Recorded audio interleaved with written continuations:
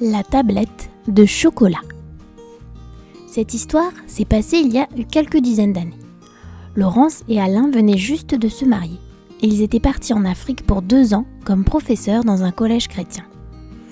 Hélas, Laurence avait bien du mal à s'habituer à l'absence de sa famille, au climat torride et à la nourriture africaine. C'était très bon, mais ça l'a changé tellement de ce dont elle avait l'habitude avant. Il faut avouer qu'elle était un petit peu gourmande et qu'elle supportait mal de devoir se priver de ses aliments favoris, et en particulier de chocolat.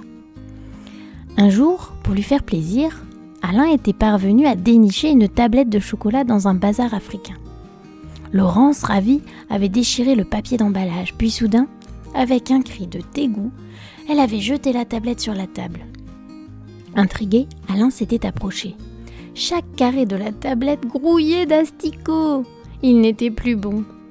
Inutile de préciser que ce cadeau se retrouva aussitôt à la poubelle. Un soir, Laurence n'en peut plus. Quelques instants plus tôt, une énorme araignée, grosse comme ta main, lui a grimpé sur la jambe. Et bien qu'elle n'ait pas été venimeuse, Laurence a cru mourir de peur. « J'en ai assez, Alain, assez !» dit-elle en sanglotant. « Pensez que nous n'avons pas revu notre famille depuis si longtemps et que depuis des mois, nous n'avons même pas mangé de chocolat une seule fois. C'est trop dur pour moi. » Au même moment, on frappe à la porte. En un éclair, Laurence se dit. Elle ne sait pour quelle raison, mais on t'apporte du chocolat.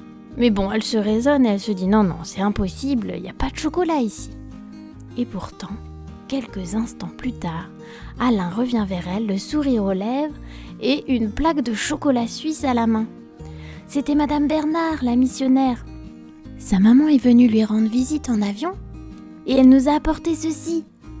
Jamais Laurence et Alain ne se sont autant régalés que ce soir-là, car à travers ce petit cadeau, ils entendent le Seigneur leur dire « Gardez courage mes enfants, je suis là, je veille sur vous à chaque instant et je ne vous abandonnerai jamais. J'entends toutes choses. » Sais-tu que le Seigneur, de temps à autre, aime nous faire plaisir pour nous montrer qu'il s'intéresse vraiment à nous?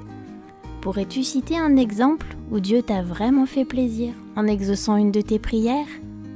Pense-y à chaque fois que cela t'arrivera. Dieu pense à toi même dans les plus petites choses. Au revoir et à bientôt pour une nouvelle histoire.